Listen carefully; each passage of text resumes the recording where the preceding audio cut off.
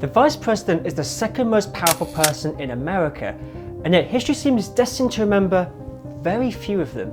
They get their own plane, their own staff, and an office in the West Wing, and yet many have felt frustrated in the role. Some have hoped that the job would be their passport to the Oval Office, only to get a one-way ticket back home. Some became intimately involved in the running of the administration, while others found that their boss demanded too much. My former running mate continues to insist that I had the right to overturn the election. As US Vice President JD Vance returns from Europe, having given a speech that shows he wants to be a VP to remember. And what I worry about is the threat from within. We ask the questions, what does a Vice President actually do? And why do we remember so few of them? Officially, according to the Constitution, the Vice President has two tasks. One is to be President of the Senate, although they cannot vote unless there is a tie, in which case they are the tiebreaker. And two, they assume the presidency if the President cannot discharge their duties, either because they've died, become ill, resigned, or, I have never been a quitter. But the reality is somewhat different, because the office of the Vice President has evolved beyond these constitutional duties. And to see why, you kind of need to go back to the beginning, because the role of VP was a bit of a constitutional afterthought. In 1767, when creating the electoral college system for electing presidents, the framers of the Constitution were worried that electors would simply favour people from their own state, and so they gave each elector two votes. One of these votes had to be from someone outside their home state, the idea being that national candidates would emerge from these second votes. And then, in order to stop electors from simply wasting their votes, they devised a new role for the runner-up. And so the person who received the most votes would be president, and the runner-up would be vice president. It was only then that they pondered the question, what is this person's job actually going to be? They gave the vice president two duties: to preside over the Senate and cast a tie-breaking vote when necessary, and to take over from a president when they became incapacitated. The point is, the creation of the role of vice president, as important as that job title sounds, was never about giving that person an important role. It was only created to avoid wasted votes during the choosing of the president. Over time, giving the vice president role to the runner-up would prove to be a bad idea. Political factions, the Federalists and the Democratic Republicans, began to emerge. The third election in 1796 led to the Federalist John Adams as president, but the Democratic Republican Thomas Jefferson as vice president, which created conflict and dysfunction in the government. 4 years later, the Democratic Republicans expected to get Jefferson as president and Aaron Burr as vice president, but the electors accidentally gave both Jefferson and Burr the same number of votes, and so the House of Representatives, controlled by the Federalists, had to break the tie. Which, to be fair, they did, but only after 35 ballots and the Democratic Republicans threatening civil war. As a result, the 12th Amendment, ratified in 1804, fixed the original Article 2 by allowing for distinct ballots for the election of the President and Vice President. But while this change did bind them more closely with the President, they still had very little real power. John Nance Garner, VP under FDR, put the issue bluntly, stating that the office isn't worth a pitcher of warm piss. This is why so many vice presidents aren't particularly well known.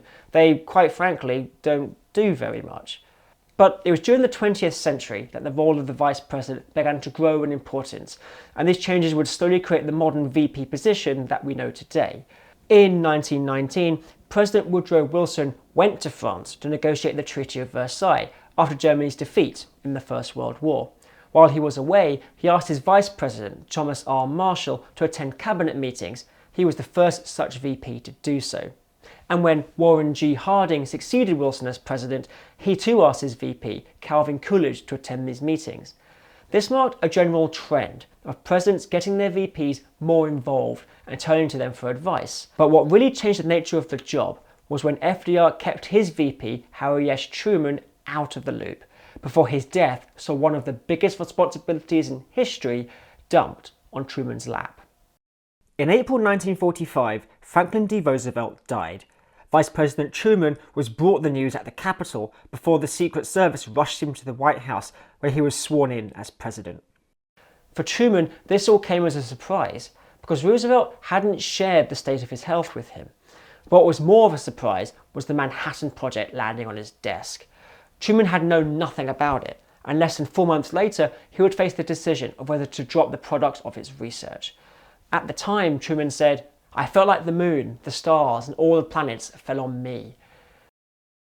He was therefore determined that no future vice president would ever be so uninformed upon unexpectedly becoming president. And so, in 1949, he made the vice president a member of the National Security Council, a participant in cabinet meetings, and a recipient of regular security briefings. Then, in 1953, Richard Nixon became vice president under President Eisenhower, and he made the office far more visible and important by chairing National Security Council meetings in the president's absence and undertaking goodwill tours of foreign countries to try and shore up support for America during the Cold War. In 1959, while representing America at an exhibition in the Soviet Union, an impromptu debate with Nikita Khrushchev elevated both his stature and that of the office of vice president.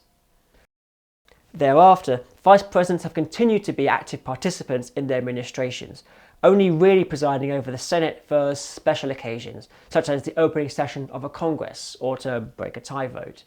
But because of the vagueness of much of the role, the actual working relationship between the president and the vice president varies, and so does their impact, and thus whether they become known in their own right. Some VPs have been advisors to the president. Al Gore, VP under Bill Clinton, was an important advisor on matters of foreign policy and the environment. His successor, Dick Cheney, became known as the most powerful vice president ever, working as he did for a president who was less interested in details. Cheney dominated policy on the war on terror, he set up Guantanamo, and circumvented established laws on domestic surveillance.